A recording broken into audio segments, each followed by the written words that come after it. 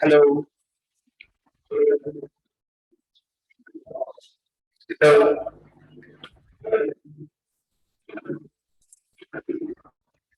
Hello. Hello.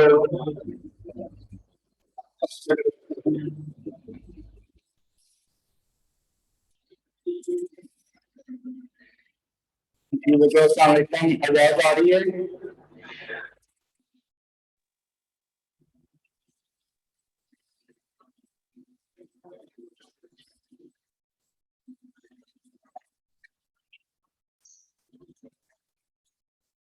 जी बच्चों आवाज आ रही है।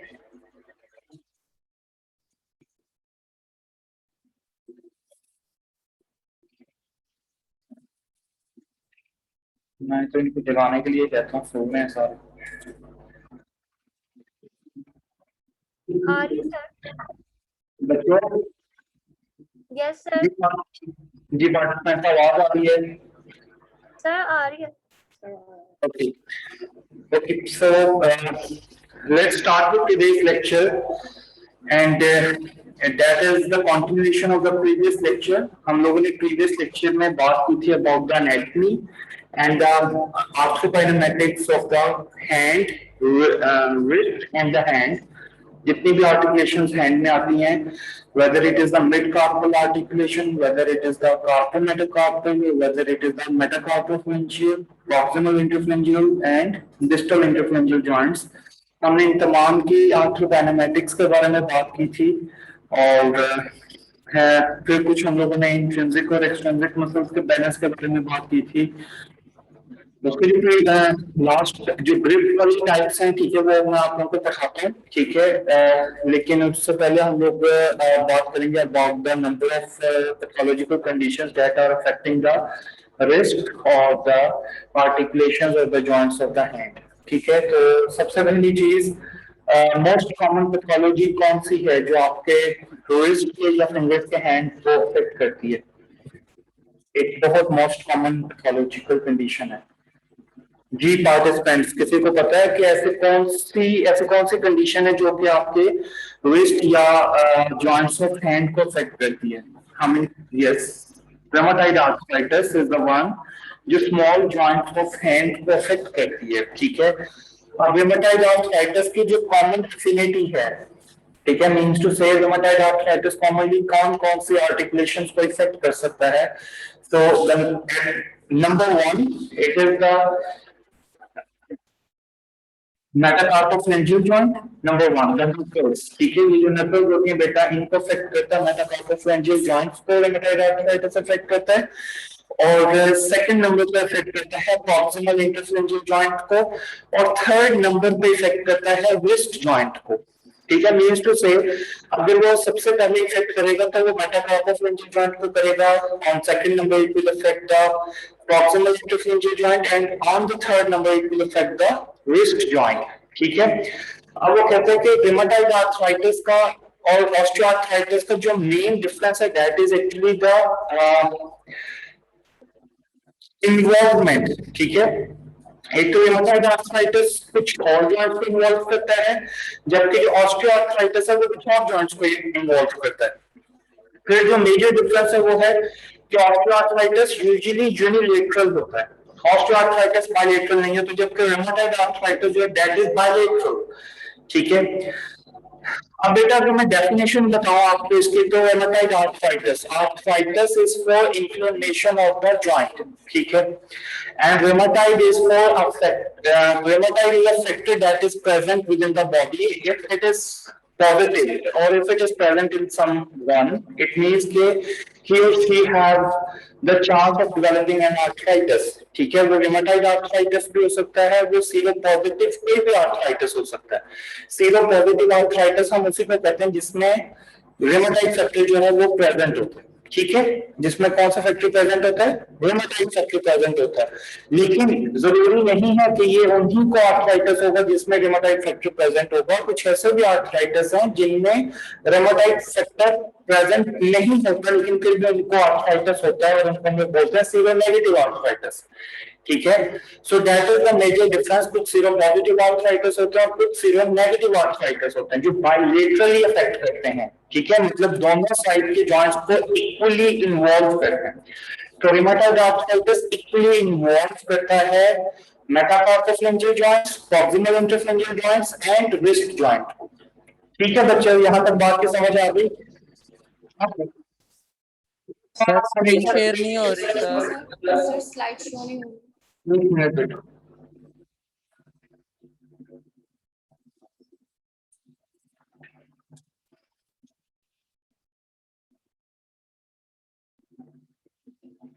जी बच्चों, सबको नजर आ रही है?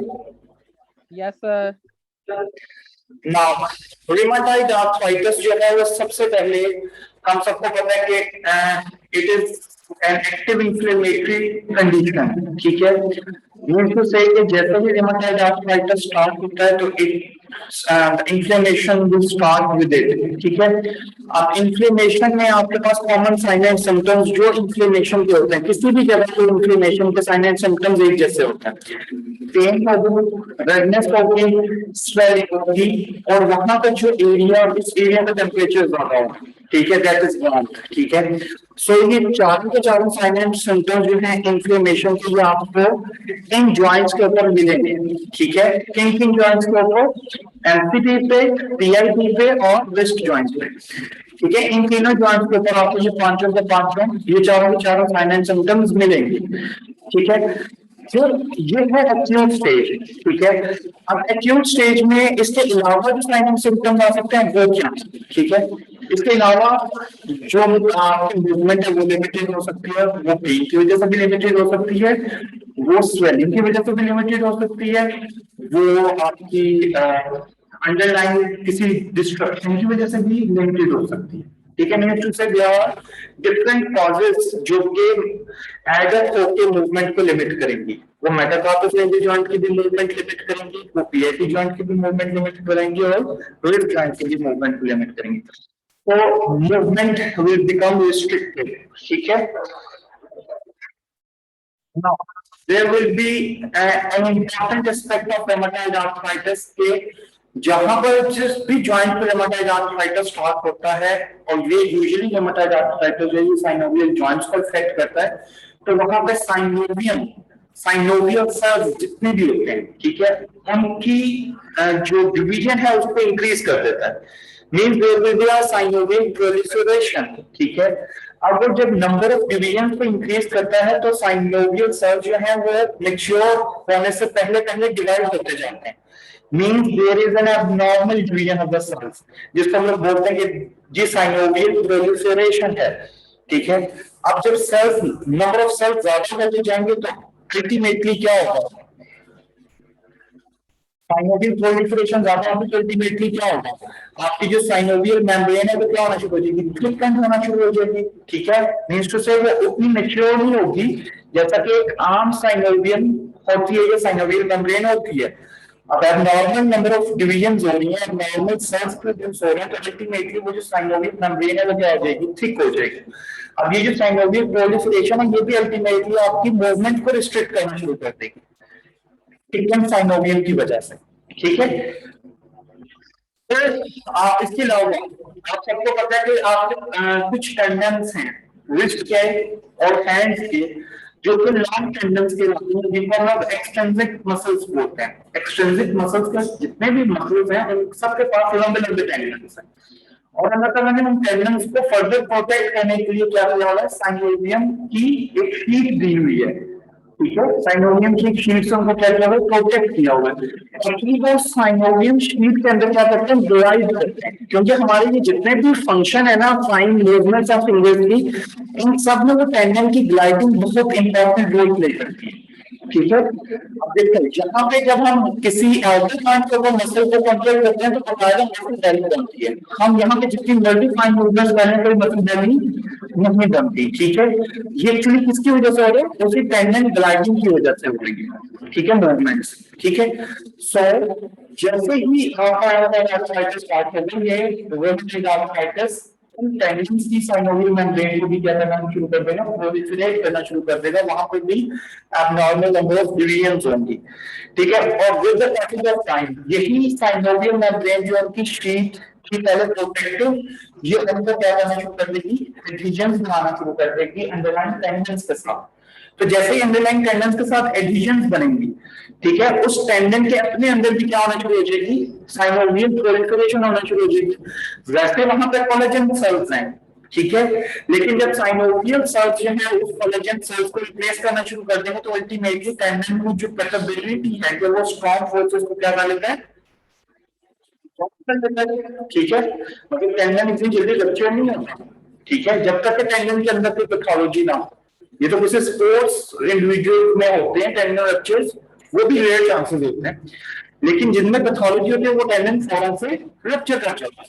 तो अल्टीमेटली जब साइनोवियल सेल्स रिप्लेस करना शुरू कर देंगे नॉर्मल कोलेजन सेल्स को, तो टेंडन की अपनी जो स्ट्रेंथ होती है वो क्या हो जाएगी, लॉस हो जाएगी और फिर टेंडन रप्चर के चांसेस होंगे, ठीक है। इसके अलावा अल्टीमेटली आपके पास जब टेंडेंस इन्वॉल्व होना शुरू होंगे तो अल्टीमेटली आपके पास जितने भी मसल्स हैं, एक्सट्रिंसिक मसल्स खास तौर पे, उनकी इंड्योरेंस भी कम हो जाएगी, उनमें जो स्ट्रेंथ है वो भी कम हो जाएगी, उनकी पावर भी कम हो जाएगी, ठीक है। यही तीन एस्पेक्ट्स होते हैं ना मसल परफॉर्मेंस के, ठीक है, इंड्योरेंस होती है, पावर होती है, स्ट्रेंथ होती है, ठीक है। तो ये तीनों की तीनों परफॉर्मेंसेस क्या हो जाएंगी, कम हो जाएंगी और ultimately there will be an imbalance. किसके दरमियान इम्बैलेंस, एक्सट्रिंसिक मसल फाइबर्स और इंट्रिंसिक मसल फाइबर्स के दरमियान। अब इंट्रिंसिक मसल फाइबर्स क्या होंगे, स्ट्रॉन्ग होंगे, ठीक है, और वो अल्टीमेटली क्या करेंगे, एक्सट्रिंसिक मसल फाइबर्स को अपनी तरफ पुल करना शुरू कर देंगे। और जब एक्सट्रिंसिक मसल फाइबर्स पहले से वीक है और उनके टेंडेंस भी वीक हुआ है तो उनकी रप्चरिंग के भी चांसेस होंगे, उनके डिसलोकेशन के भी चांसेस होंगे, उन टेंडेंस की डिसलोकेशन के, ठीक है। समझ आ रही है बात। Now the next is the carpal tunnel syndrome. Carpal tunnel wrist joint में बदलेंगे, ठीक है, तो रिस्ट जॉइंट में जब इन्फ्लेमेशन होगी, हमारी तो मीडियम में बहुत ज्यादा सेंसिटिव है to any pressure within the carpal tunnel. यहाँ तक कि हम यहाँ हल्का सा प्रेशर भी रखते हैं, कॉन्टिन्यूस प्रेशर भी हम देख लेते हैं अपनी कार्पल टनल पे या रिस्ट के ऊपर, तो हमारी मीडियम नर्व क्या हो जाती है, सेंसिटाइज हो जाती है, ठीक है।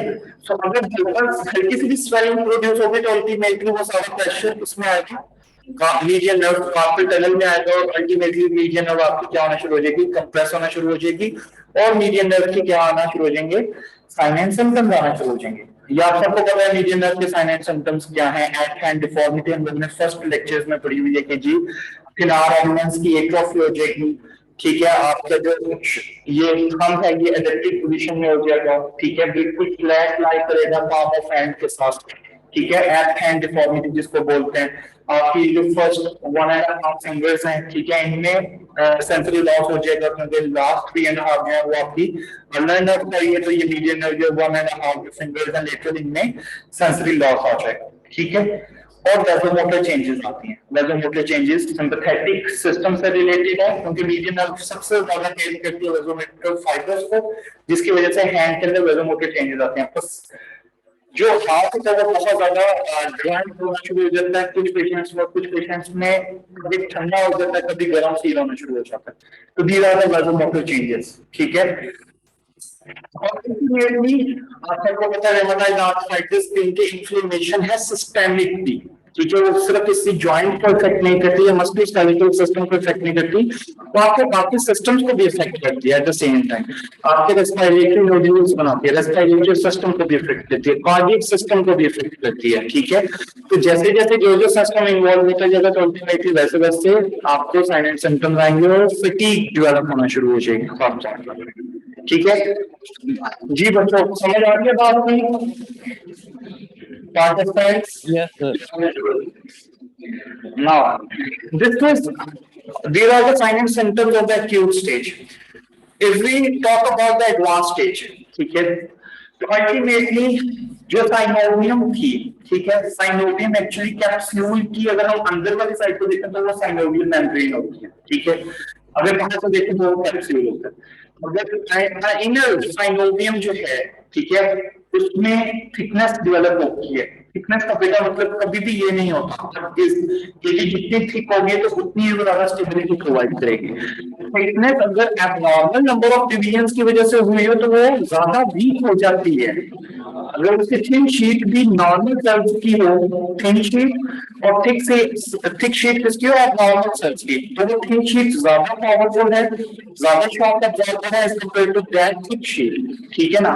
तो जब साइनोवियल मेम्ब्रेन जो है वो अट्रैक्ट होगी तो अल्टीमेटली आपका जो कैप्सूल है उसमें क्या हो जाएगी, क्लियरिंग स्टार्ट हो जाएगी, कैप्सूल लैक्सिटी में चला जाएगा फर्दर, ठीक है। उस जॉइंट की जो स्टेबिलिटी होगी वो क्या होना शुरू हो जाएगी, लॉस होना शुरू हो जाएगी, ठीक है।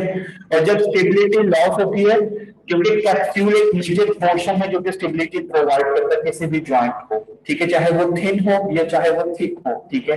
तो जब कैप्सूल का टियर हो जाएगा, कैप्सूल के रप्चर्स हो जाएंगे तो अल्टीमेटली वो जॉइंट भी क्या हो जाएगा, इनस्टेबल हो जाएगा, सबलक्सेशन के चांसेस होंगे और डिसलोकेशन के चांसेस होंगे, ठीक है। अच्छा, अब जब कैप्सूल आपका रप्चर कर गया, ठीक है, और इसी तरीके से अगर आपके साइनोवियल फ्लूइड जो है उसका लॉस हो गया, ठीक है, क्योंकि साइनोवियल फ्लूइड अल्टीमेटली क्या हो जाएगा, ठीक होना शुरू हो जाएगा। अब आपके जॉइंट की मूवमेंट में साइनोवियल फ्लूइड की वो सर्कुलेशन बाकी नहीं रहेगी। तो साइनोवियल फ्लूइड की जो सर्कुलेशन आती है एक्चुअली वो बेनिफिशियल होती है किसके लिए, आर्टिकुलर कार्टिलेज की न्यूट्रिशन वो प्रोवाइड करता है, आर्टिकुलर कार्टिलेज की। आर्टिकुलर कार्टिलेज वाइटिश होता है ना, उधर अगर लगाने की कोई ब्लड सप्लाई नहीं रहती है, ठीक है। तो साइनोवियल फ्लूइड क्या करता है, साइनोवियल फ्लूइड जब हम मूव करते हैं अपने जॉइंट को तो साइनोवियल फ्लूइड मूव करता है, और वो साइनोवियल फ्लूइड क्या करता है, आसपास के जितने भी प्लेक्सेस है ना, कैपिलरीज वगैरह, वहां से डिफ्यूजन के थ्रू न्यूट्रिएंट्स ले लेता है और वेस्ट प्रोडक्ट्स को रिमूव कर देता है, ठीक है। तो वो जो न्यूट्रिएंट्स वो लेता है, कैरी करता है, वो एक्चुअली अपने लिए कैरी नहीं करता, वो आर्टिकुलर कार्टिलेज को जाके न्यूट्रिएंट्स प्रोवाइड करता है ताकि वो हेल्दी रहे।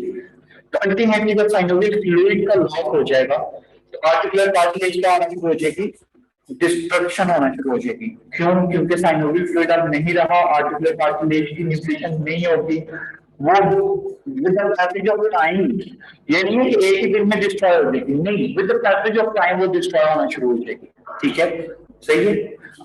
डिस्ट्रक्शन उसकी क्या होता है, स्मॉल पीसेज में, कभी कोई भी उसको पीस जो है वो ब्रेक कर दिया है आर्टिकुलर कार्टिलेज से, कभी कुछ कोई पीस, कभी कोई पीस, और अल्टीमेटली ऐसा होगा कि पूरी की पूरी आर्टिकुलर कार्टिलेज क्या हो जाएगी, डिस्ट्रॉय हो जाएगी, डिस्ट्रक्शन में चली जाएगी, ठीक है। अब जब आर्टिकुलर कार्टिलेज डिस्ट्रक्शन में चली जाएगी तो फिर क्या होगा कि जो नीचे बोन होती है जिसको हम लोग बोलते हैं सबकॉन्ड्रियल बोन, ठीक है। तो सबकॉन्ड्रियल बोन जो है वो इरोड होना शुरू हो जाएगी, इरोजन होना शुरू हो जाएगी, ठीक है। जैसे हम लोग कहते हैं ना आयरन की इरोजन होती है, उसी तरीके से वो आपके सबकॉन्ड्रियल बोन भी इरोजन में जाना शुरू हो जाएगी, ठीक है। शेप जो है उसकी वही रहेगी उस बोन की, लेकिन अल्टीमेटली जैसे आयरन होता है उसकी भी शेप रहती है, लेकिन वो क्या हो जाता है, वीकर हो जाता है, ठीक है ना, उसकी एफिशिएंसी जो होती है, उसकी जो स्ट्रेंथ होती है वो कम हो जाती है। तो इसी तरीके से जो सबकॉन्ड्रियल बोन होते हैं उसकी भी लॉस हो जाता है, ठीक है, सबकॉन्ड्रियल बोन डेफिशिएंट हो जाता है, ठीक है। अब वहां पर भी फ्रैक्चर के चांसेस होते हैं, सबकॉन्ड्रियल बोन में फिशर बनने के चांसेस होते हैं, मींस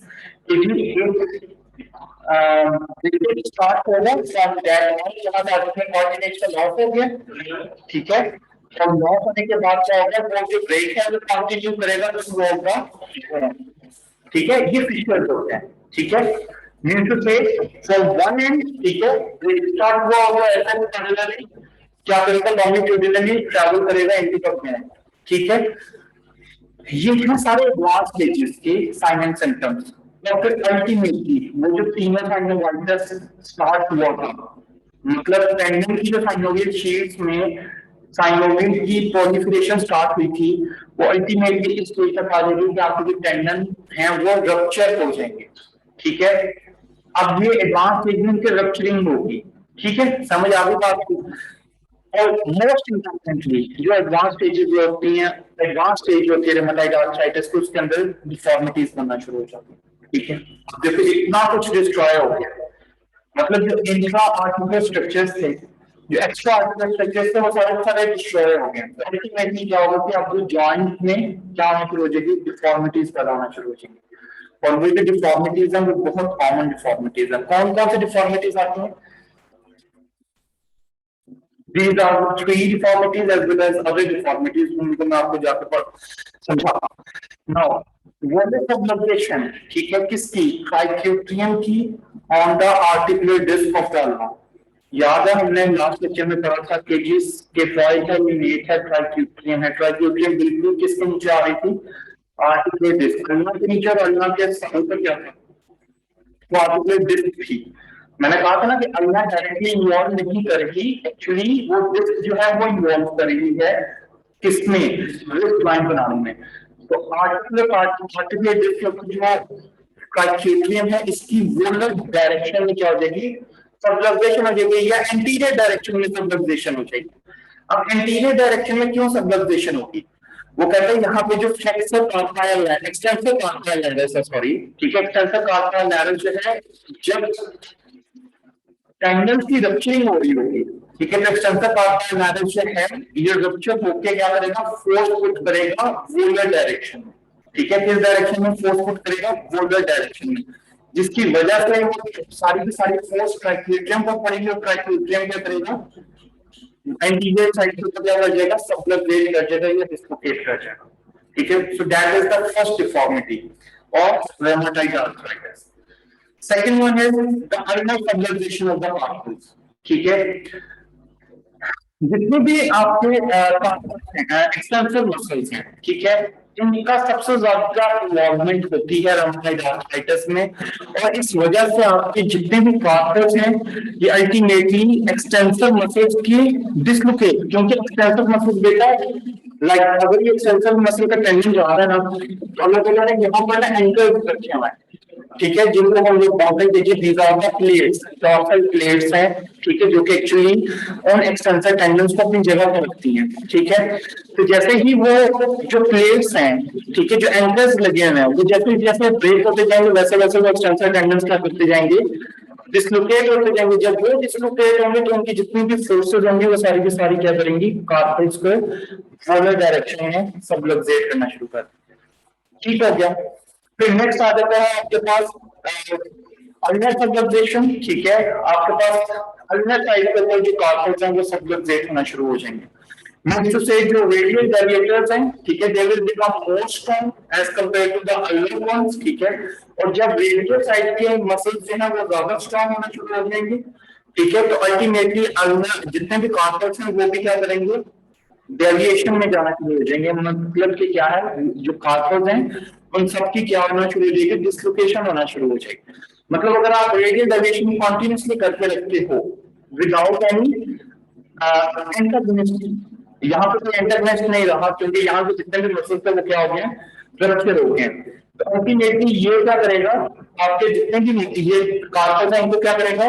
वोलर साइड के ऊपर सबलक्सेट करेगा, ठीक है, क्योंकि यहाँ पे कोई एंटागोनिस्ट नहीं रहा जो कि रेडियल डेविएशन को प्रिवेंट कर सके, ठीक है।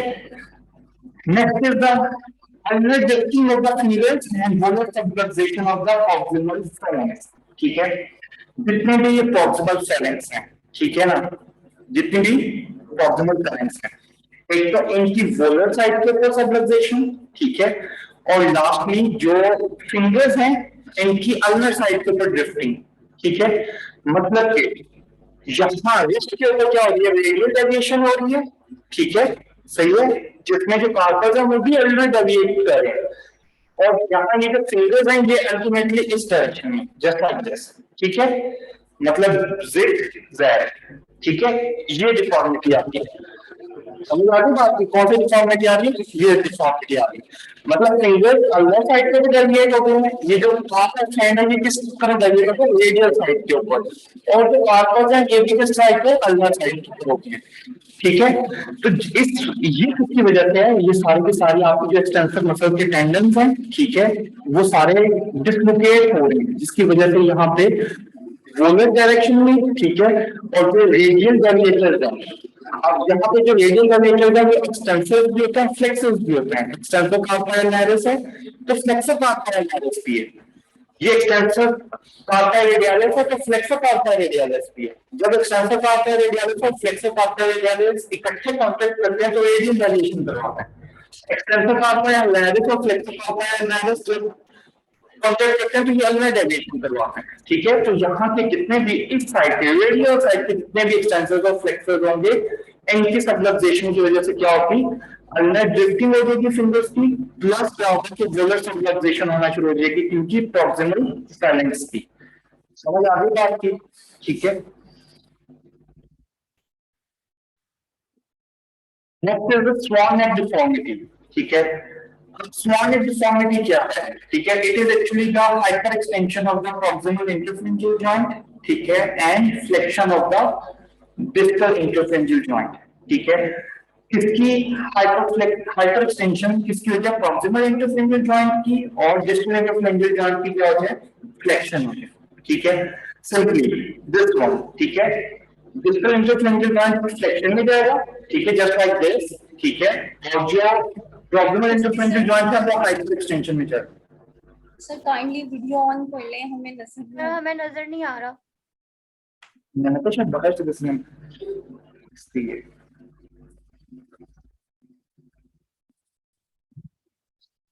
this one, ठीक है, like this is the flexion of the distal interphalangeal joint, ठीक है, और ये जो proximal interphalangeal joint है इसमें जाना शुरू कर देगा, हाइपर एक्सटेंशन में जाना शुरू कर देगा।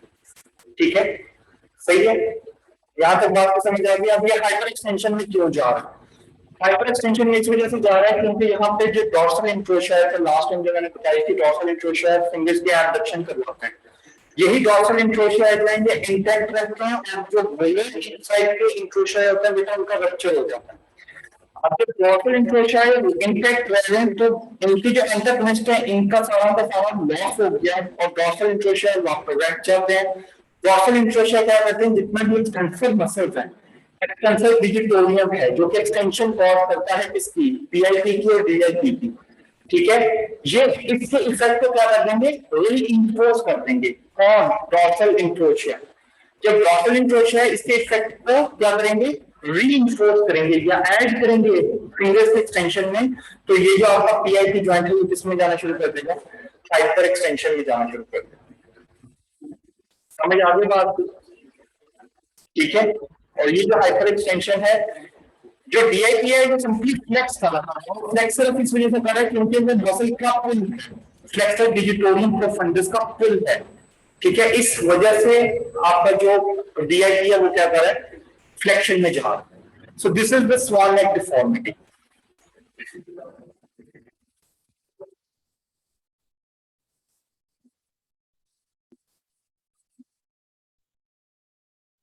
Next is the boutonniere deformity.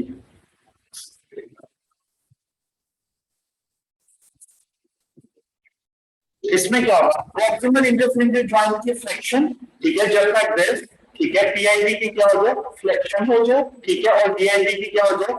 Extension हो जाए। ठीक है, इसके ऑपोजिट है। ठीक है, उसमें डीआईबी की फ्लेक्शन थी, इसमें डीआईबी की एक्सटेंशन था। किसी एक चीज को याद कर लें, बॉटनियर में क्या है? डीआईबी की एक्सटेंशन है, ठीक है, स्वान नेक में क्या है? डीआईबी की फ्लेक्शन है। ठीक है, उसके अकॉर्डिंगली आपने पीआईपी की बना लेंगे। समझ आ गई बात की? ठीक है, तो बॉटनियर डिफॉर्मिटी भी सेम इसी तरीके से, तो जब आपके मसल्स का इम्बैलेंस आएगा तो ये भी एक डिफॉर्मिटी प्रोड्यूस हो सकती है। ठीक है, फिर आपके पास आ जाती है zigzag deformity of the thumb. ठीक है, zigzag deformity same to same जिस तरीके से मैंने आप लोगों को फिंगर्स की डिफॉर्मिटी की बात की कि जो फिंगर्स हैं दे आर अनलिली डेविएटेड। ठीक है, जो मेटाकार्पल्स हैं, जो पामर्स हैं, ये रेडियल डायरेक्शन में जा रहे हैं। ठीक है, और यहाँ से कार्पल्स में ये भी किसमें जा रहे हैं? अल्नर डायरेक्शन में जा रहे हैं। That is a zigzag deformity. इसी तरीके से थंब में भी ऐसे ही होगा कि जो मेटाकार्पल है, जो आपके कार्पल्स हैं, ठीक है, ये जाएंगे अल्नर डायरेक्शन में। ठीक है, जो आपकी मेटाकार्पल ये जाएगी रेडियल डायरेक्शन की तरफ, और जो फेलेंस है, ठीक है, फेलेंजेस हैं, दो फेलेंजेस होते हैं थंब की, ये भी अल्नर डायरेक्शन में जाना शुरू कर देंगे, और ये क्या बनेंगे? Zigzag deformity of the thumb. ठीक है,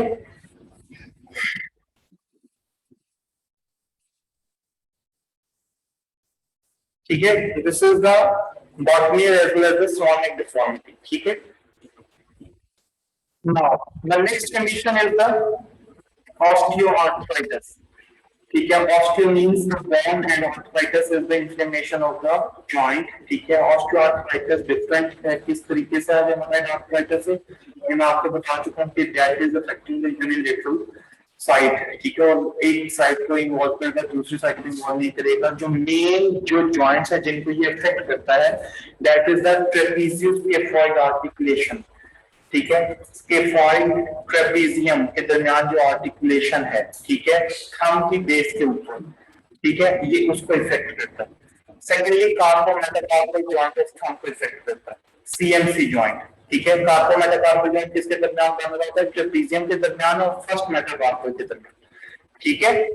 ये देखें, ये फर्स्ट मेटाकार्पल है, ठीक है, नहीं sorry, this is the first metacarpal, ये जहां पे थनान मसल है, this is the first metacarpal, और इसके नीचे आपके पास क्या है? ट्रेपेजियम है, ठीक है। तो ट्रेपेजियम और फर्स्ट मेटाकार्पल, कार्पोमेटाकार्पल जॉइंट, ठीक है, सही है। और इससे नीचे जो है ट्रेपेजियस स्केफॉइड, ये मिड कार्पल आर्टिकुलेशन है, ठीक है। ट्रेपेजियम और स्केफॉइड के दरमियान जो आर्टिकुलेशन है, प्रॉक्सिमल रो ऑफ कार्पल और डिस्टल रो ऑफ कार्पल की बोन है, ठीक है। मिड कार्पल आर्टिकुलेशन इफेक्ट करता है। और इसके अलावा distal interphalangeal joints of the fingers, ठीक है, उनके जो डिस्टल जॉइंट्स है इंटरफ्रेंजियल को इफेक्ट करता है ऑस्टियोआर्थराइटिस, ठीक है। Now the next one is the post traumatic arthritis, ठीक है। अब वो कहते हैं कि ऑस्टियोआर्थराइटिस और पोस्ट ट्रॉमेटिक आर्थराइटिस का साइन एंड सिम्टम्स बिल्कुल एक जैसे होते हैं, ठीक है। क्या क्या साइन एंड सिम्टम्स हो सकते हैं? पेन होगी, ठीक है, obviously there is an inflammation, लेकिन यहाँ पे साइनोवियल प्रोलिफरेशन नहीं होती, ठीक है। इन्फ्लेमेशन क्या होती है आर्थराइटिस में? और ऑस्टियोआर्थराइटिस में किस चीज की वजह से इन्फ्लेमेशन होती है? जब आपकी आर्टिकुलर कार्टिलेज डिस्ट्रॉय होना शुरू हो जाएगी और क्या हो जाएगी? फ्रिक्शनफुल मूवमेंट हो जाएगी, तो अल्टीमेटली जहां पर कोई फ्रिक्शन प्रोड्यूस होगी उसके रिस्पॉन्स में इन्फ्लेमेशन आएगी। जब जब मूवमेंट होगी उस वक्त क्या होगी? इन्फ्लेमेशन स्टार्ट हो जाएगी, ठीक है। तो that is the inflammation. Inflammation की वजह से पेशेंट को पेन होगी। फिर ऑस्टियोआर्थराइटिस का जो मोस्ट कॉमन सिम्टम है that is the stiffness, joint stiff होना शुरू हो जाता है, ठीक है, सही है। आप सबको पता है जॉइंट स्टिफन फील होते हैं, ठीक है। इसके अलावा सेम टू सेम जिस तरीके से रेमेटॉइड आर्थराइटिस में मसल परफॉर्मेंस इफेक्ट हुई थी, इसी तरीके से यहाँ पर भी मसल परफॉर्मेंस इफेक्ट होगी, ठीक है। लेकिन यहाँ पे मसल परफॉर्मेंस जरूरी नहीं है कि एक्सटेंसिव टेंडेंस में ही या एक्सटेंसिव मसल फाइबर्स में ही हो, ठीक है। यहाँ पे मसल परफॉर्मेंस ओवरऑल मसल्स की क्या हो जाएगी? कम हो जाएगी, ठीक है। यहाँ पे एक्सटेंसिव या इंट्रिंसिक का मसला नहीं है, यहाँ पे ओवरऑल मसल्स, जितने भी मसल्स हैं जो रिस्ट पर एक्ट करें, जो फिंगर्स पर एक्ट करें, इनकी क्या होना शुरू हो जाएगी? मसल परफॉर्मेंस कम होना शुरू हो जाएगी। वो स्ट्रेंथ है, वो एंड्योरेंस है, वो मसल पावर है, वो कम हो जाएगी। फिर आपके पास जो ग्रिप है, ठीक है, ग्रिप जो है that is a synchronized function of the extensors and flexors, intrinsic as well as extrinsic। Grip क्या होना शुरू हो जाएगी? वीक होना शुरू हो जाएगी। पेशेंट जो है वो ग्रिप नहीं कर पाएगा। अब ग्रिप इस वजह से भी वीक होगी क्योंकि उसके ना डीआईटी जॉइंट फ्लेक्स कर रहा है, ना उसका कार्पोमेटाकार्पल जॉइंट क्या कर रहा है? फ्लेक्स कर रहा है। क्यों? क्योंकि वो स्टिफन है, ठीक है। तो इस वजह से उसकी जो ग्रिप है वो क्या हो जाएगी? वीक होना शुरू हो जाएगी, ठीक है। क्योंकि ग्रिप के लिए आपका थंब बहुत इंपॉर्टेंट रोल प्ले करता है। अगर आपका थंब ना हो पुराना पास तो इसमें ग्रिप रखती नहीं आपको पास कर, ठीक है। कोई भी चीज आप इन दो फिंगर्स में ग्रिप नहीं कर सकते। जहां पर भी आपने स्ट्रॉन्गर ग्रिप रिक्वायर्ड है आपको थंब यूज करना पड़ता है। समझ आ गई बात की? पोस्ट ट्रॉमेटिक आर्थराइटिस जो है it is post traumatic, means के पोस्ट ट्रॉमेटिक ट्रॉमा हुआ, ट्रॉमा के बाद इमोबिलाइजेशन करनी पड़ी, ठीक है। उस ट्रॉमा की कोई भी जो इंजरी थी उसको हील अप करने के लिए, उसको मैनेज करने के लिए हमें उसको इमोबिलाइज करना होगा। तो जब इमोबिलाइज करना पड़ा तो इमोबिलाइजेशन की वजह से क्या हो गया? अल्टीमेटली आर्थराइटिस स्टार्ट हो गया, ठीक है। जिस तरीके से आप लोगों ने कोएगुलेशन करी है, कोएगुलेशन में जब भी कोएगुलेशन वहां पर होती है, ठीक है, जहां पर आपके ब्लड क्या करता है? स्टेसिस करता है, ठीक है। तो जब साइनोवियल फ्लूइड कहीं पे भी स्टेसिस में आता है तो साइनोवियल फ्लूइड में भी एडिशंस बनना शुरू हो जाते हैं। साइनोवियल फ्लूइड एक्चुअली क्या करता है? एडिशंस बनाता है सबसे पहले। तो जैसे जैसे वो एडिशंस बनना शुरू हो जाती है वैसे उसके साथ साथ आप आर्टिकुलर कार्टिलेज, क्योंकि साइनोवियल फ्लूइड की सर्कुलेशन नहीं है तो सेम वही वाला मैकेनिज्म की सर्कुलेशन नहीं होगी साइनोवियल फ्लूइड की, तो आर्टिकुलर कार्टिलेज में आना शुरू हो जाएगा, डिग्रेड होना शुरू हो जाएगा, ठीक है। सबकॉन्जल बॉल की भी वीकनेस स्टार्ट हो जाती है, सबकॉन्जल सिस्ट बन जाती हैं, ठीक है। सिस्ट का मतलब क्या है, वहां से बॉन्ड का लॉस हो जाना, मतलब स्मॉल होल्स देयर होना शुरू हो जाएंगे। ठीक है, एक्सरेज में आपको बकायदा नजर आएगा कि ये जो आर्टिकल जहां पे जॉइंट बन रहा है इसके बिल्कुल करीब वाली जो बॉन है वहां पे सिस्ट अपेयर होती है। ठीक है,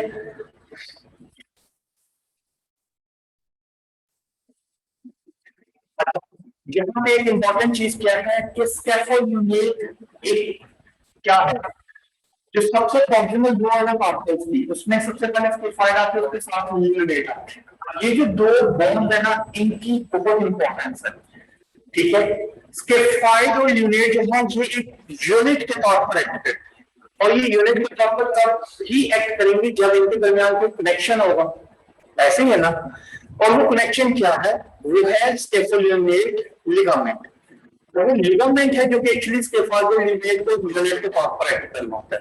ना वो स्कैफोल्ड को दूर होने देता है ना वो यूनिट को दूर होने देता है, लेकिन वो कहता है कि ट्रॉमा की वजह से यूजुअली स्कैफोल्ड और यूनिट का क्या हो जाता है, रप्चर हो जाता है। स्कैफोल्ड और यूनिट के लिगामेंट का क्या हो जाता है, रप्चर हो जाता है। अब जब रप्चर होता है तो अल्टीमेट स्कैफोल्ड भी अपनी तरीके से एक्ट करती है, यूनिट भी अपने तरीके से एक्ट करती है। ठीक है, जिसकी वजह से क्या हम उसको कहते हैं स्कैफोल्ड यूनिट डिसोसिएशन। ठीक है, इसको हम लोग बोलते हैं स्कैफोल्ड यूनिट डिसोसिएशन, मींस कि इन दोनों का अलग हो जाना। ठीक है, डिसोसिएट करके, एसोसिएट क्या है करके, लेकिन डिसोसिएट करके मींस कि ये अलग हो गए due to this ligamentous structure. ठीक है, सेकंड इंपॉर्टेंट चीज जो है पीआईपी जॉइंट्स। ठीक है, पीआईपी जॉइंट्स में ट्रॉमा के बहुत ज्यादा चांसेस होते हैं, प्रॉक्सिमल इंटरफेरेंशियल जॉइंट्स। ठीक है ना, यहाँ पे फ्रैक्चर के बहुत ज्यादा चांसेस हैं। ठीक है, इस वजह से पीआईपी जॉइंट के ऊपर भी पोस्ट ट्रॉमेटिक आर्थराइटिस डेवलप हो सकती है। ठीक है, ये भी डिपेंड करता है कि कितने पीआईपी जॉइंट्स इन्वॉल्व थे, वेदर चारों के चारों पीआईपी जॉइंट्स या कोई एक जॉइंट, जो इन्वॉल्व होगा उसी का आर्थराइटिस हो जाएगा। ठीक है,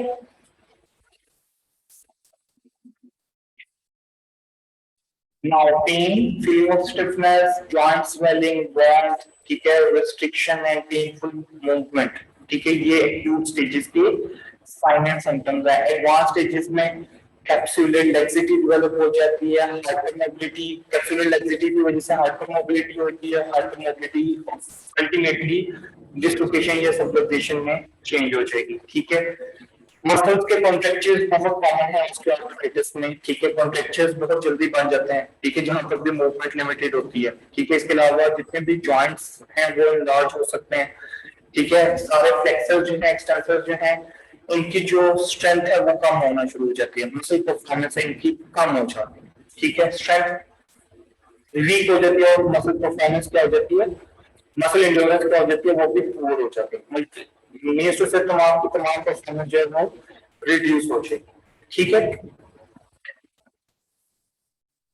नाउ दिस इज ये सब बच्चों को यहाँ पे नजर आ रहा है कि यहाँ के ऊपर हैंड्स हैं। ठीक है, अब ये आप देखिए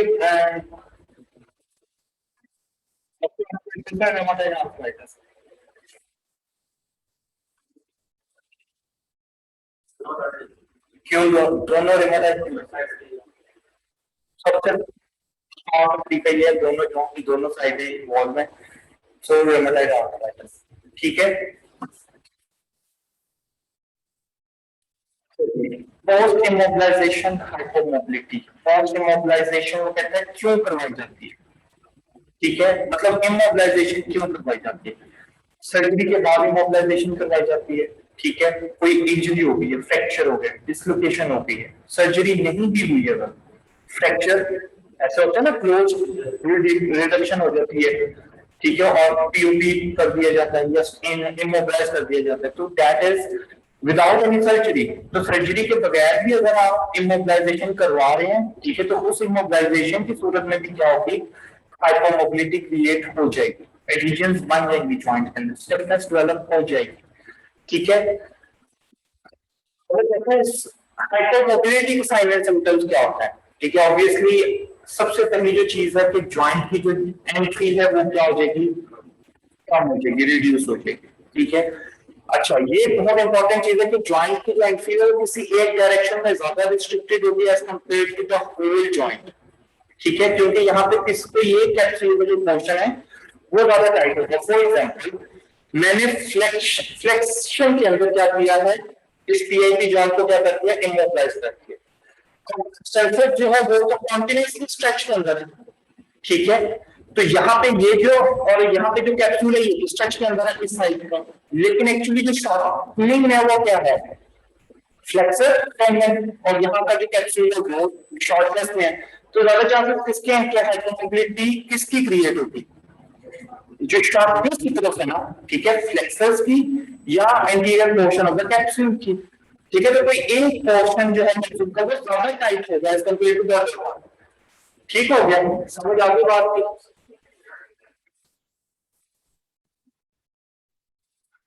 और प्रेशर के ऊपर पेन टेंडन एडहेजन्स बन सकती हैं, ठीक है, क्योंकि ऑब्वियसली जहां पर जॉइंट एडहेजन्स बना रहे हैं वहां पर अल्टीमेटली वहां पे जितने भी टेंडन्स हैं उनकी भी एडहेजन्स होंगी। Muscle performance, strength, endurance, power ये वीक हो जाएगी, ठीक है। ग्रिप जो है, ग्रिप की जो स्ट्रेंथ है वो भी कम हो जाएगी, ठीक है। Now, what are the interventions we can use for rheumatoid arthritis and osteoarthritis? ठीक है, degenerative joint disease लिखा हुआ है, DJD means degenerative joint disease, osteoarthritis इसकी एक टाइप है, ठीक है। Means to say इसमें degeneration start हो जाए तो कभी रुकते नहीं है, अल्टीमेटली आपको सर्जरी करवानी पड़ जाती है, ठीक है। स्लो डाउन भी हो सकती है। तो वो कहते हैं सॉफ्ट टिश्यू कौन से प्रोसीजर्स हो सकते हैं, अगर हम बात करेंगे कि रिमेटाइड आर्थराइटिस में हमने सॉफ्ट टिश्यू कोई भी सर्जरी करके सॉफ्ट टिश्यू की तो हम रिमेटाइड आर्थराइटिस को बेहतर कर लेते हैं या इंप्रूव कर लेते हैं। तो वो कौन सी सर्जरीज है, साइनोवेक्टमी मोस्ट कॉमन जो हम लोग यूज करते हैं, इसमें क्या करते हैं हम लोग साइनोवियल फ्लूइड, साइनोवियम का वो पोर्शन जहां पे अब नॉर्मल डिवीजन हो रही थी या प्रोलिफरेशन हो रही थी, हम उस पोर्शन को क्या कर लेते हैं, कट करके बाहर निकाल देते हैं, ठीक है। तो जैसे साइनोवेक्टमी, फिर इनोसाइनोवेक्टमी, ऑब्वियसली टेंडन की वो शीट जहां पर साइनोवियल प्रोलिफरेशन हुई है या जहां पर ग्लाइडिंग टेंडन की क्या हुई है वो स्ट्रिक्ट हो गई है, हम वहां तक साइनोवियल को कट करेंगे और उसको बाहर निकाल देंगे। टेंडन रिपेयर और ग्राफ्ट, ठीक है। अब टेंडन रिपेयर बेटा डिफरेंट टाइप्स के होते हैं, ठीक है।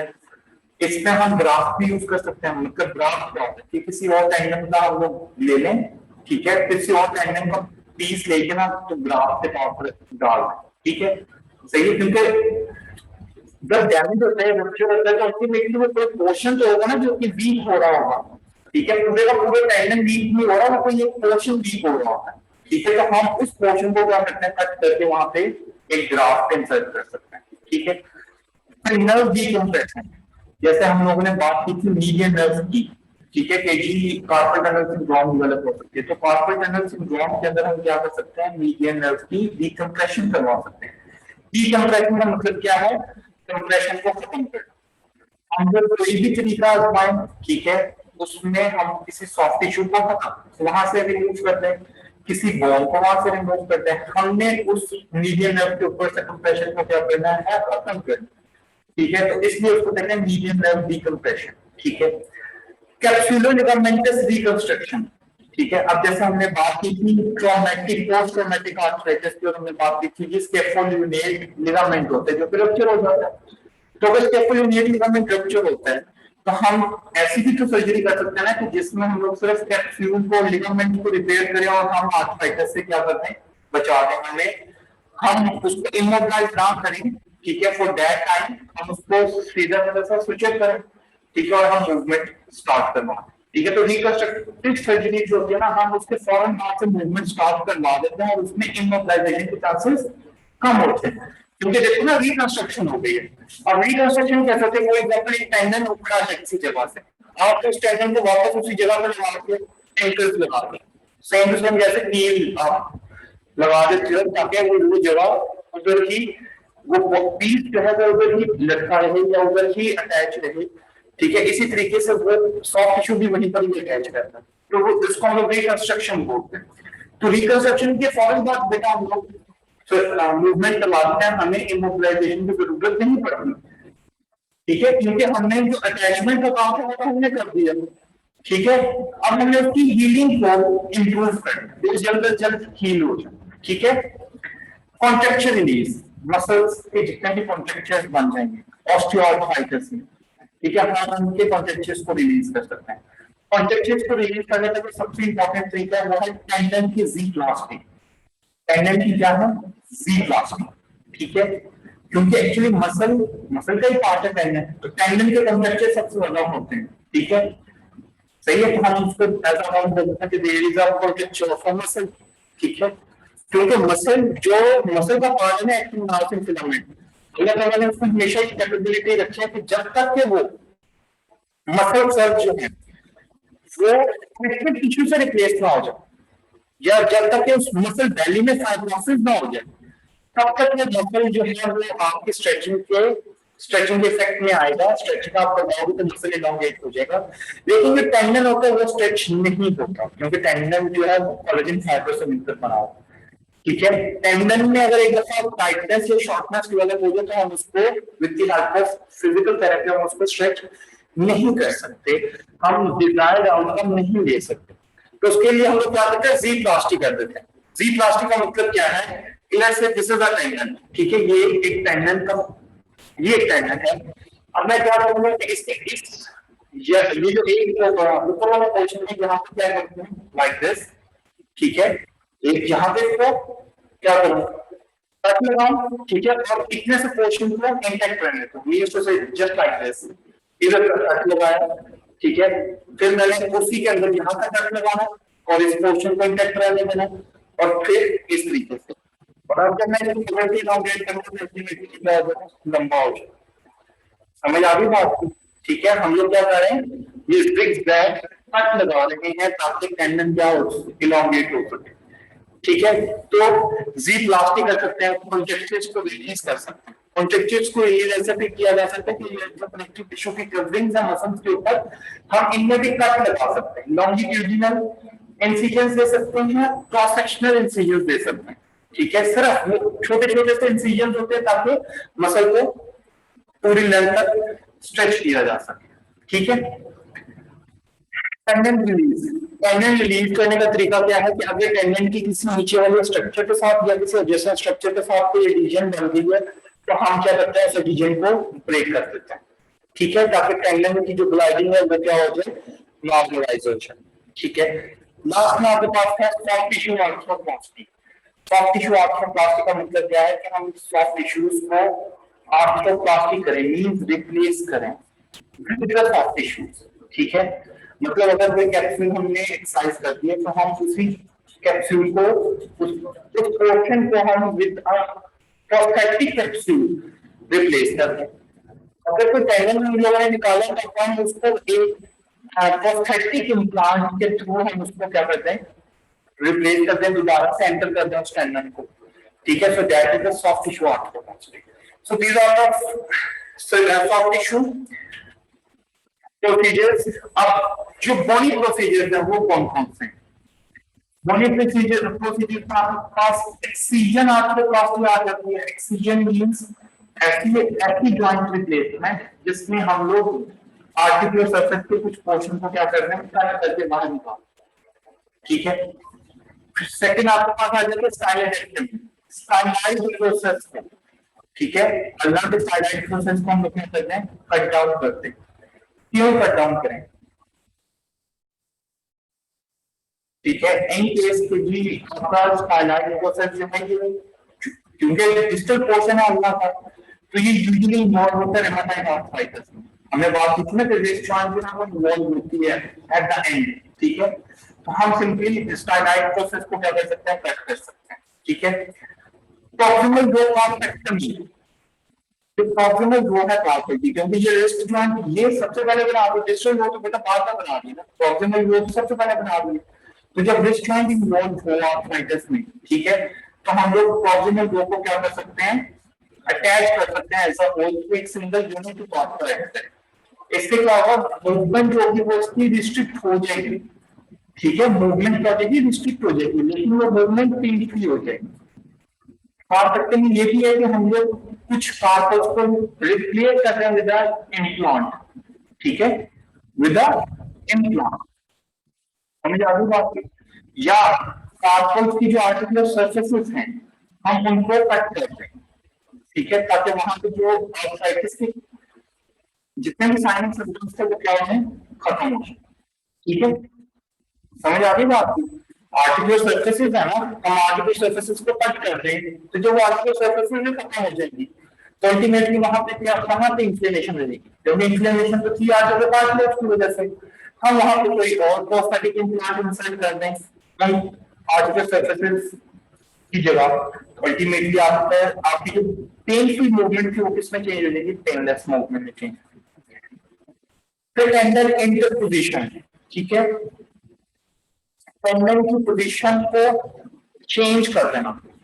एंटर पोजीशन का मतलब क्या है, विद इन दैट हैंड हम उस टेंडन की पोजीशन को क्या करते हैं, एक जगह से उठा के किसी दूसरी जगह लगा दें जहां पे टेंडन रप्चर हो जाए। ठीक है, for example flexor tendon rupture होते हैं तो हम एक्सटेंसर टेंडन को फ्लेक्सर टेंडन की जगह लगा देते हैं ताकि जब पेशेंट उस एक्सटेंसर टेंडन को कांटेक्ट करे तो फ्लेक्शन हो। ठीक है, और पेशेंट का जो काम है वो इजीली परफॉर्म हो सके। इंटरपोजिशन इसको बोलते हैं।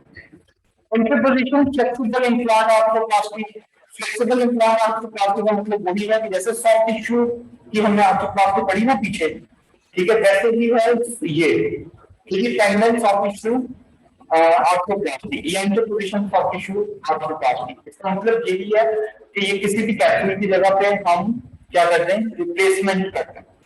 ठीक है, सही है। लेट्स से एक कैप्सूल का फोल्ड ऐसा है जो कि हमारे काम के लिए, हमारा मतलब इसमें इतना कोई काम नहीं है उस कैप्सूल के, लेकिन है बिल्कुल ठीक है, हेल्दी कैप्सूल है, हम वहां पर कैप्सूल को कट करके उसको वहां पे यूज कर ले जहां पे कैप्सूल की इंजरी हुई है, जहां पे कैप्सूल का रप्चर हुआ है। ठीक है, so that is an interposition arthroplasty of the soft tissues. ठीक है, total joint arthroplasty, simply total joint arthroplasty का मतलब आप सबको पता है कि दोनों आर्टिकुलर सरफेसेस को काट दिया, बाहर निकाल दिया, वहां पे एक नया इम्प्लांट डाल दिया, जो most common arthrodesis, the last intervention for any condition. ठीक है, कि हम उस जॉइंट को ही क्या करते हैं, बोन बना दें। मतलब पहले उस जॉइंट पे मूवमेंट होती थी, जब हम उसको बोन बना देंगे तो क्या होगा, मूवमेंट नहीं होगी, आर्थ्रोडिसिस। ठीक है, समझ आती? फ्लूरोडिसिस का पता है, फ्लूरो आप लोगों ने मेडिसिन ही पढ़ी? अच्छा चलो ठीक है, उसमें पढ़ी है। किसी भी दो चीजों का आपस में अटैच करते हैं ना, इसको डिसिस बोलते हैं। ठीक है ना, तो आर्थ्रो मींस के जॉइंट की दोनों आर्टिकुलर सरफेसेस को अटैच करते हैं। ठीक है,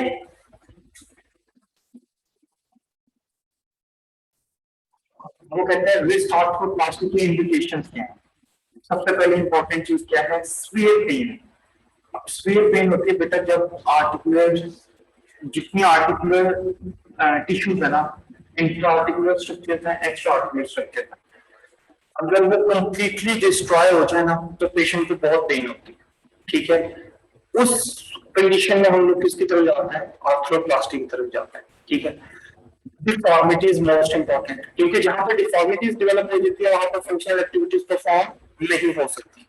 जहां पर डिफॉर्मिटीज ज्यादा, मार्क डिफॉर्मिटीज है और वो मूवमेंट को बहुत ज्यादा लिमिट कर रही है, ठीक है, वहां पर भी हम क्या करते हैं, आर्थ्रोप्लास्टी की तरफ जाते हैं। अच्छा, अभी डिफॉर्मिटी ऐसी है, ठीक है, देखो वो पियानो कर प्ले कर रहे हैं, ठीक है, डिफॉर्मिटीज हैं, लेकिन अगर वो उन डिफॉर्मिटीज में भी परफॉर्म कर लेते कोई भी काम, ठीक है, तो हमें आर्थ्रोप्लास्टी की जरूरत नहीं है। लेकिन अगर वो डिफॉर्मिटीज उसकी नॉर्मल एक्टिविटीज को क्या करना इफेक्ट करें तो फिर हमें किसकी तरफ जाना पड़ेगा, आर्थ्रोप्लास्टी की तरफ जाना पड़ेगा। सबलक्सेशन, ठीक है, अगर आपके जॉइंट की, ये इन्होंने रिस्ट आर्थ्रोप्लास्टी लिखा है इसलिए यहाँ पे रेडियो कार्पल जॉइंट है, या रिस्ट जॉइंट की अगर सबलक्सेशन या डिस्लोकेशन हो जाए तो याद रखना है आर्थ्रोप्लास्टी हर उस जॉइंट की हो सकती है जहां पे क्या हो गई है, डिस्लोकेशन हो गई है या सबलक्सेशन हो गई। डिस्लोकेशन और सबलक्सेशन तभी होती है ना जब वहां के जो लिगामेंट्स होते हैं, ठीक है, जो कैप्सूल होता है वो क्या हो जाता है, स्वेयरली टॉर्न हो जाते हैं, रप्चर हो जाते हैं। ठीक है, तभी डिस्लोकेशन होती है ना, अगर तो ये स्ट्रक्चर इंटैक्ट है तो डिस्लोकेशन होएगा। तो जब ये स्ट्रक्चर कट डाउन हो जाते हैं तो फिर हम किसकी तरह जाते हैं, आर्थ्रोप्लास्टी की तरह जाते हैं। तो plate for low demand of extremity functional task, ठीक है, उन लोगों के लिए फायदेमंद है जिन्होंने लो, जिनकी डिमांड बहुत लो है, मीन जिन्होंने किसी ऐसी एक्टिविटी में पार्टिसिपेट नहीं करना जो कि हाई डिमांडिंग है। हाई डिमांडिंग एक्टिविटी का मतलब क्या है? ठीक है, मतलब कि बहुत रेपिटेटिव मूवमेंट नहीं करवानी, फुल रेंज रिक्वायर्ड नहीं है, कंप्लीट रेंज रिक्वायर्ड नहीं है, रेपिटेटिव मूवमेंट उसमें रिक्वायर्ड नहीं है। जिन पेशेंट में ये होगा, ठीक है, उनमें हम आर्थ्रोप्लास्टी नहीं करवाते। जिनको रिक्वायरमेंट है ना इस चीज की, उन्होंने रेपिटेटिव मूवमेंट करनी है, ठीक है, या जिनमें ये रिक्वायरमेंट है उन्होंने पावरफुल फ्लेक्शन करनी है, पावरफुल एक्सटेंशन करनी है, हम उन्हें आर्थ्रोप्लास्टी करवाते हैं। अगर हम किसी और सर्जरी की तरफ जाते हैं, ठीक है। नेक्स्ट इज के ऐसे पेशेंट्स जिनमें बायलेटरल रिस्क इन्वॉल्वमेंट हो, ठीक है, और जहां पे आपको डिसीज जो है, ठीक है, वो होनी है, ठीक है। देखो दोनों अपॉर्चुनिटीज इन्वॉल्व है, दोनों ज्वाइंट के अगर आपको डिसीज हो जाए तो हम तो पेशेंट का बेड़ा गर्क कर देंगे। क्यों? पहले क्या है, उसको पेन थी लेकिन वो कुछ ना कुछ एक्टिविटी परफॉर्म कर पाता था, चाहे पेनफुल ही सही। आपने उसकी दोनों हाथों की पकड़ के अगर आपसे डिसीज कर दी, क्या होगा? सिक हो जाएंगे, जो मूवमेंट पॉसिबल थी वो भी नहीं कर सकेगा, ठीक है। तो फिर आप उनको ज्वाइन देगा, हमें ज्वाइन देगा, तो अल्टीमेटली हमने ऐसे ज्वाइन नहीं देंगे, हमने क्या करना है कि आर्थ्रोडिसिस उसके लिए रखना है कि जिसके लिए है ही लार्ज आर्थ्रोडिसिस है, ठीक है। तो हम किसकी तरफ जा सकते हैं? आर्थ्रोप्लास्टी की तरफ जा सकते हैं, ठीक है। द नेक्स्ट वन इज के appropriate for patients with significant stiffness of the ipsilateral shoulder on the bone, ठीक है, उनमें ये बहुत एप्रोप्रिएट है, ठीक है। अब अगर आपके शोल्डर की एडमिशन होते हैं, ठीक है, या आपके रिस्ट आगे जॉइंट के एडमिशन होते हैं, ठीक है, तो अल्टीमेटली हाइपर मोबिलिटी डेवलप हो जाएगी किसके अंदर? आपकी रिस्ट जॉइंट के अंदर, ठीक है।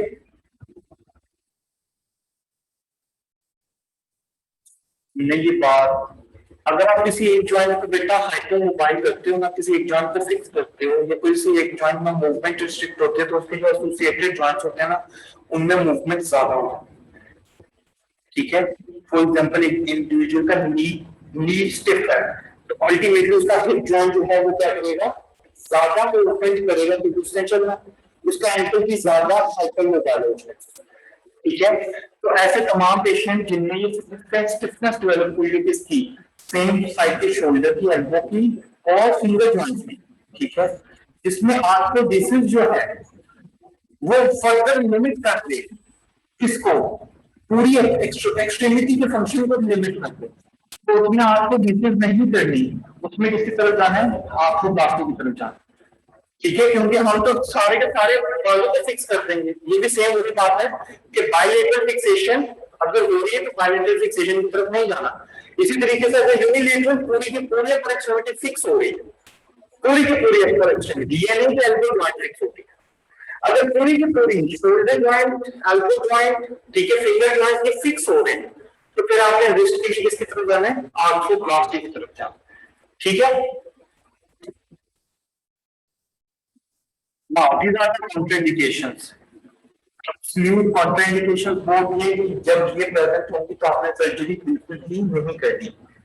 रिलेटिव बोल है कि अगर रिलेटिव कॉन्ट्राइंडिकेशंस प्रेजेंट हो तो आप कुछ केयर के साथ वो सर्जरी परफॉर्म कर सकते हैं, या आप इस चीज के खत्म होने का इंतजार कर सकते हैं, ठीक है। अब एब्सोल्यूट कॉन्ट्राइंडिकेशंस क्या है? एक्टिव इन्फेक्शन, एक्टिव इन्फेक्शन है कोई भी बैक्टीरियल इन्फेक्शन चल रहा है जो कि एक्टिव स्टेज के अंदर, ठीक है, तो हम उस स्टेज के वक्त क्या नहीं करते? कोई भी आर्थ्रोप्लास्टी नहीं करते। सेकंड क्या है? अगर पेशेंट की हाई डिमांड है, मतलब उसने रेपिटेटिव रिस्ट की मूवमेंट करनी है, उसने फोर्सफुल रिस्ट की मूवमेंट करनी है, तभी हम रिस्ट आर्थ्रोप्लास्टी की तरफ नहीं जाएंगे। अगर एक पेशेंट स्पोर्ट्स इंडिविजुअल है लेट्स से, तो हम उसमें आर्थ्रोप्लास्टी नहीं करवाएंगे, ठीक है। It is an absolute contraindication. फिर सेकंड इंपॉर्टेंट चीज क्या है? Muscular weakness, muscular weakness wrist के सराउंडिंग में, जैसे रिस्ट स्ट्रॉन्ग है, ठीक है, रिस्ट प्रॉब्लम्स की वजह से, रेडियल नर्व की डैमेज की वजह से। तो ये क्या है, न्यूरोलॉजिकल कंडीशन है। इसमें आपके जो है मसल जो है ना, मसल के कंट्रोल का होना बहुत जरूरी है। मोटर कंट्रोल का नॉर्मल होना बहुत जरूरी है।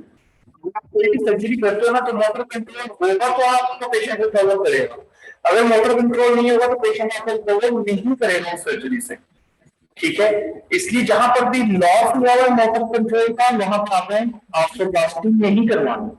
ठीक है, नेक्स्ट इज के जी रिस्ट एक्सटेंसर का क्या हो गया, रप्चर हो गया। सेम टू सेम वही है, रिस्ट ड्रॉप वाली सूरत है। ठीक है, तो यहां पर भी क्योंकि रिस्ट जब रेडियल एक्सटेंसर का रप्चर हुआ होगा तो आपके रिस्ट जो है वो एक्सटेंशन नहीं परफॉर्म कर सकेगी।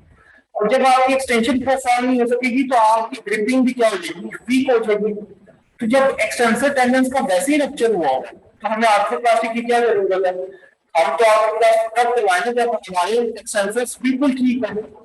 ठीक है, तो हम पहले किसकी तरह जाएंगे, आर्थ्रोप्लास्टी से पहले एक्सटेंसर टेंडेंस की रिपेयर के लिए जाएंगे। अगर वो ठीक हो जाते हैं तो फिर हम, अगर पेशेंट को फिर उसके बाद भी टेंडन रिपेयर के बाद भी अगर कोई मसला रहता है फिर हम आर्थ्रोप्लास्टी की तरफ जाएंगे। ठीक है, limited range of motion without pen.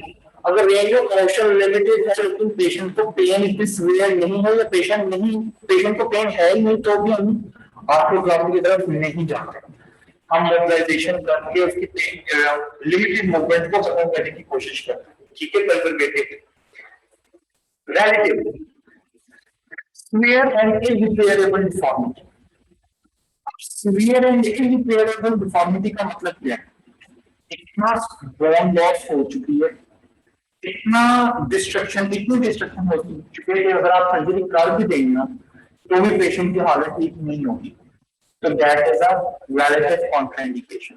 उसके लिए हम क्या करते हैं, हम डिफरेंट मेडिसिन देके, इंजेक्शन देके उसके बोन स्टॉप को, बोन लॉस को इंप्रूव करने की कोशिश करते हैं। मतलब बोन मिनरल डेंसिटी को इंप्रूव करने की कोशिश करेंगे। अगर तो बोन मिनरल डेंसिटी इंप्रूव हो जाती है तो फिर हम क्या करेंगे, वो हमारे लिए क्या होगी, इंडिकेशन है कि जी हाँ यहाँ पे डिफॉर्मिटी थी बहुत ज्यादा due to loss of bone, लेकिन अब क्योंकि बोन की मिनरलाइजेशन बेहतर हो रही है। ठीक है, तो अगर हम इसकी डिफॉर्मिटी को करेक्ट करते हैं with the help of surgery, ultimately ये क्या कर जाएगा, रिकवर कर जाएगा। ठीक है, अच्छा, rupture of multiple extensor tendons. ठीक है, एक से ज्यादा एक्सटेंसर टेंडन्स का क्या हो जाना, रप्चर हो जाना। ठीक है, ये भी रिलेटिव पॉइंट है। तो सबसे पहले इनको इंप्रूव करना, इनके फंक्शन को, इनकी सुचरिंग करना। इनएडिक्वेट बोन स्टॉक, जैसे मैंने पहले बात की है कि डिफॉर्मिटीज हो रही हैं बोन स्टॉक के लॉस की वजह से, तो उनमें हम बोन स्टॉक को इंप्रूव करने की कोशिश करते हैं। जैसे जैसे बोन स्टॉक इंप्रूव होगा वैसे वैसे हम लोग इंडिकेशन की तरफ जाएंगे। ठीक है, फिर वो कहता है एम्बुलेशन एड्स रिक्वायर्ड है। क्या है, क्रचिंग रिक्वायर्ड है। ठीक है, तो आपने क्या करना है, अगर आपके एम्बुलेशन के लिए क्रचेस रिक्वायर्ड है, ठीक है, तो फिर आप क्या करोगे, आप हैंड क्रचेस से एल्बो क्रचेस की तरफ जाओगे। ठीक है, सिंपल सी बात है।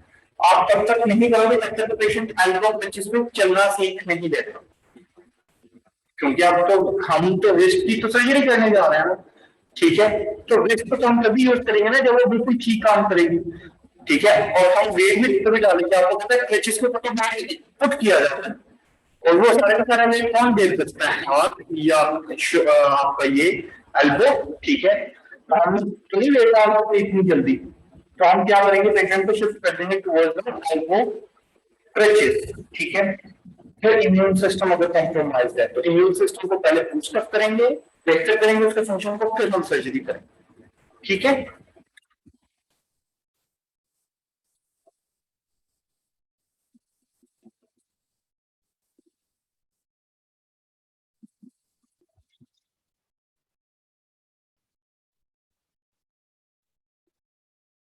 आपको प्लास्टिक का एक प्रोसीजर है, इसको पढ़ लेते हैं। ठीक है, इसमें सबसे पहले क्या है कि आपने थर्ड लगा, थर्ड फिंगर को लेना,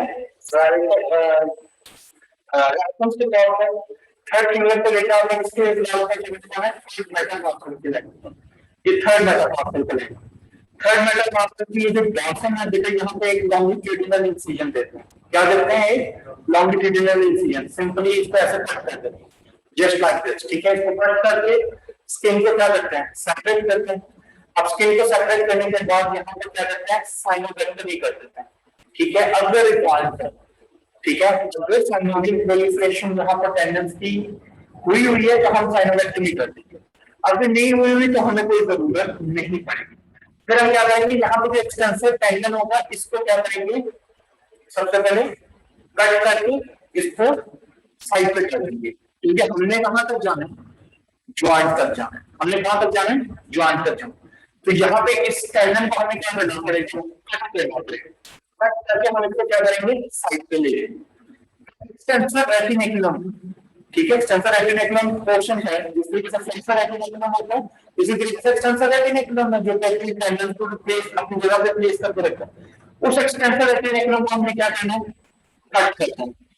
उसको कट करने के बाद हमें इस तरीके से अनफोल्ड करना है, लाइक दिस, रिट्रैक्शन उसको बोलते हैं कि ये अनफोल्ड करनी है, ठीक है। अनफोल्ड जब हम करेंगे तो हमें नीचे क्या नजर आ जाएगा, कैप्सूल नजर आ जाएगी, रिस्ट जॉइंट को, कैप्सूल को हम लोगों ने कट करेंगे, ठीक है, कैप्सूल को भी कट करके हम लोगों ने उसको इसी तरीके से रिट्रैक्ट करना है, ठीक है। या अगर कैप्सूल को नहीं भी रिट्रैक्ट करते उसको सिंपली कट करके हमें क्या करना है, सेपरेट करना है, ठीक है। और वहां से जो भी जो आर्टिकल सरफेस है, जो भी बोन इन्वॉल्व है, खास करके रेडियस, ठीक है, और अल्ना, ये दोनों बोन जरूर कट करेंगे, ठीक है। फिर कार्पल्स की प्रॉक्सिमल व्यू, कार्पल्स की प्रॉक्सिमल व्यू, स्केफॉइड, लिनेट और ट्रैकिक, ठीक है, इन तीनों को, और साथ में कहते थर्ड मेटाकार्पल, अगर रिक्वायर्ड है तो थर्ड मेटाकार्पल को भी आप रिड्यूस कर दें, ठीक है।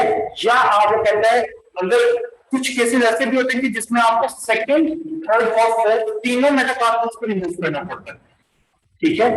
अगर तो आप इन तीनों मेटाकार्पल्स को रिमूव कर देते हैं, इनके प्रॉक्सिमल पोर्शंस को रिमूव कर देते हैं, ठीक है, तो फिर आपने एक ऐसा इम्प्लांट डाला है जिसकी ये जो साइड होगी ना, ठीक है, वो किसमें इंसर्ट होगी, रेडियस अल्ना की बाकी पोर्शंस में, क्योंकि हमने डिस्ट्रिक्ट पोर्शन को इसका क्या करके कट करके निकाल दिया, तो जो रिमेनिंग रह गई है हमें उसमें इंसर्ट करना, उनकी मिडल की किनार्स में, किनार्स होती है ना, उन किनार्स के अंदर हमने उसको इंसर्ट करते हैं। और जो दूसरा पोर्शन है, जो दूसरा एंड है, वो कहां पर इंसर्ट होगा, ये जो सेकंड, थर्ड और फोर्थ के हमने प्रॉक्सिमल पोर्शंस को कट करके निकाला है, ये जो रिमेनिंग सेकंड, थर्ड और फोर्थ मेटाकार्पल यानी कि इनके अंदर हमें इंसर्ट करना है मेडुलरी किनार्स में। और इस तरीके से पूरे का पूरा प्रोस्थेटिक इम्प्लांट इंसर्ट हो जाएगा, हम कैप्सूल क्लोज करेंगे, सुचर कर देंगे, एक्सटेंसर रेटिनेकुलम क्लोज करेंगे, सुचर कर देंगे। उसके बाद क्या होगा, एक्सटेंसर टेंडन है, एक्सटेंसर टेंडन को दोबारा एंड टू एंड जोड़ेंगे, रिपेयर करेंगे, और उसके बाद हम स्किन को ऊपर से बंद कर देंगे, ठीक है।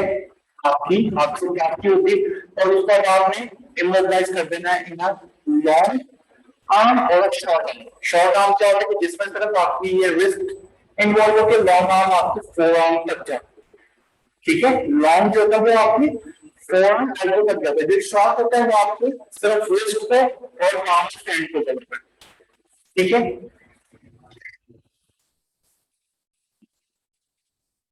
जस्ट लाइक दिस, ठीक है।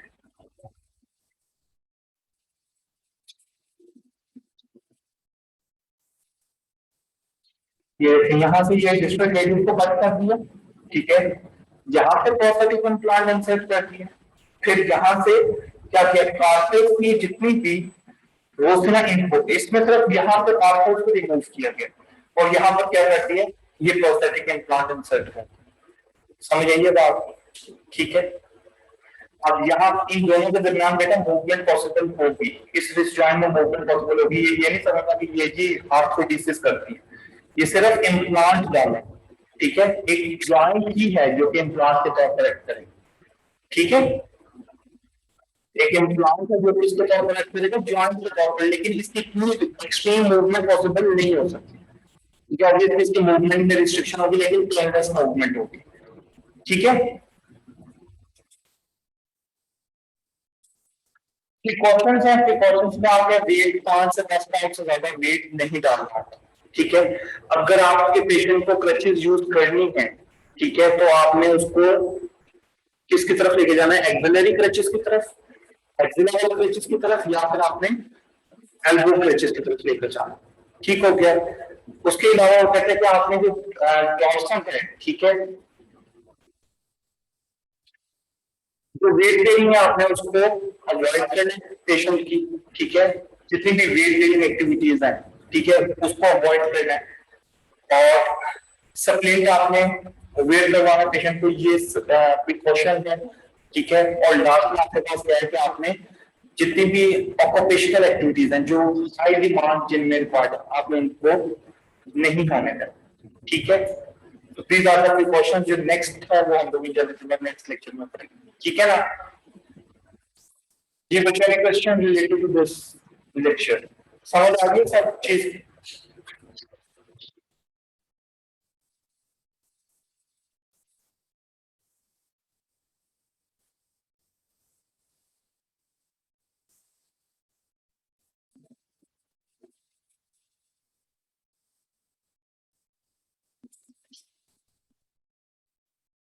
ओके बच्चों, जा सकते हैं। अल्लाह हाफिज। ओके सर, अल्लाह हाफिज। सर आपको बताना था मैंने कि मेरा, एक्सक्यूज मी सर, जी जी बोलो। हो रहा था तो मैं अपनी फ्रेंड की आईडी से फिर क्लास ले रही हूँ। मेरा नेम है जरिया बनम। जरिया जी सर। तो सर मैं भी उनकी आईडी से उनके मैं क्लास ले रही थी। ठीक है, अल्लाह हाफिज। जी बेटा। सर पेपर पैटर्न तो बता दें। पेपर पैटर्न एमसीक्यूज होंगे इन केस, ठीक है। अभी अगर कोई पेपर पैटर्न डिफाइन हुआ डिपार्टमेंट की तरफ से तो वो आपको पता चलता है, ठीक है। अगर मेरे पर हुआ तो मैं सिर्फ एमसीक्यूज दूंगा, ठीक है। चलिए ठीक हो गया, thank you sir, Allah Hafiz.